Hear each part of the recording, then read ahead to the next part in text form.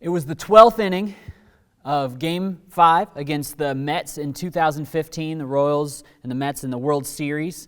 It was tied 2-2, and Gerard Dyson was on third base, and he's a pinch runner, super fast, Gerard Dyson. And he was just ready to take the game home if somebody could get him there. And it had been a long, grueling contest that had brought the Royals to this point, and they needed somebody to play the hero, but instead they didn't of going to one of their regular big-time heroes. They went to an unlikely character. So instead of going to Eric Hosmer, team leader, a poster boy for the team, instead of going to Salvi, who's the Golden Glover behind the plate, and instead of going to Lorenzo Cain, the awesome outfielder, great hitter, they didn't go to any of those big heroes. Instead, Ned Yost walks over to Christian Colon, who had not had a single at-bat the entire postseason. Like, he had not seen a single pitch the whole postseason, and Ned Yost walks over to him and says, "Can you do this?" And Colon gets up, and he hits a single that drives in Dyson. That ends up being the game-winning run, and the Royals take the title. And Christian Colon becomes this unlikely hero that steps in when the team needs him most. He's the hero available. Let me read you from Matthew 27. Matthew 27, I'm going to start in verse 57 here. The burial of Jesus. As evening approached, Joseph, a rich man from Arimathea who had become a follower of Jesus, went to Pilate and asked for Jesus' body, and Pilate issued an order to release him. Joseph took the body and wrapped it in a long sheet of clean linen cloth, and he placed it in his own new tomb, which had been carved out of the rock, and then he rolled a great stone across the entrance and left. And both Mary Magdalene and the other Mary were sitting across from the tomb and watching. The next day, on the Sabbath, the lead priests and Pharisees went to see Pilate. They told him, "Sir, we remember what that deceiver once said while he was still alive. 'After 3 days I will rise from the dead.' So we request that you seal the tomb until the third day. This will prevent his disciples from coming and stealing his body and then telling everyone that he was raised from the dead. If that happens, we'll be worse off than we were at first." Pilate replied, "Take the guards and secure it as best you can." So they sealed the tomb and posted guards to protect it.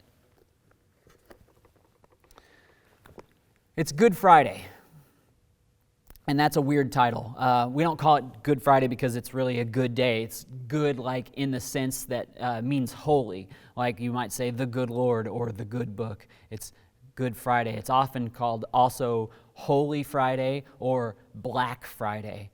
Whatever we decide to call it, Good Friday leads us to the worst part of the story. Deicide, the death and burial of God in the flesh. The passage in Matthew, though, it keeps going. What we just read keeps going past just the burial of Jesus, and it goes into what's going on after Jesus has been buried. There's a day for that in the Christian calendar, too, if you didn't know. Holy Saturday. Not the day Jesus has died, the day Jesus is dead. The Word became human and made his home among us, and now the Word lies dead in the tomb. This is what feels like a day of hopelessness.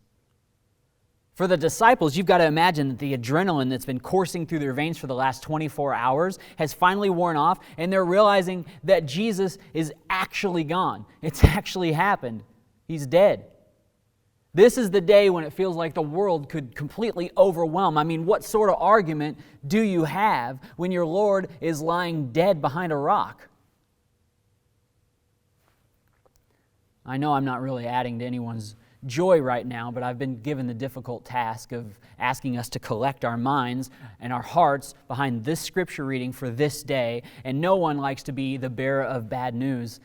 If Jesus is dead, hopelessness reigns. There's no moral compass. There's no ultimate right. There's no way to God. There's no happy ending. If you're a disciple, there's no point to the way that you've spent the last 3 years of your life. I had a perfectly good fishing career and I gave it up. I totally blew it off because I wanted to follow this guy because I believed in him, and now he's dead.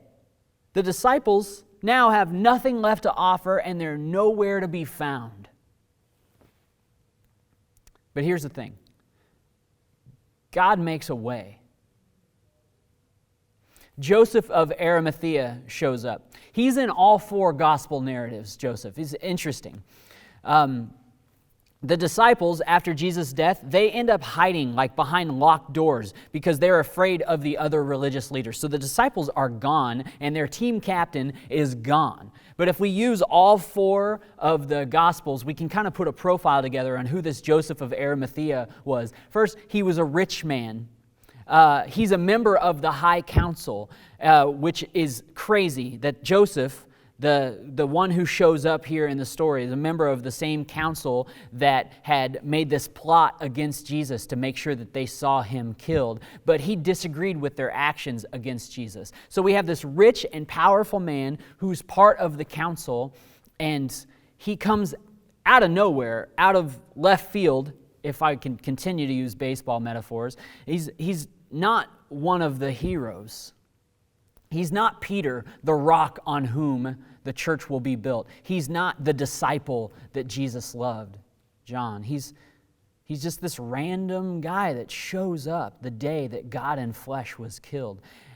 And according to Matthew, which we just read, the tomb that Jesus was placed in belonged to Joseph of Arimathea. It was his own tomb. And then Joseph goes before Pilate, which if you can read in Mark, was a very risky move given his permission, and he got given his position, and he got permission to take the body down. And then Joseph works with Nicodemus, another respected leader, to prepare the body for burial, and then he puts the body in his own tomb, and then Joseph was the one that had the stone rolled in front of it. The hero is dead, and all the sidekicks are nowhere to be found. They've scattered, but here God is making a way, a very unlikely, out of the blue, unheard of way.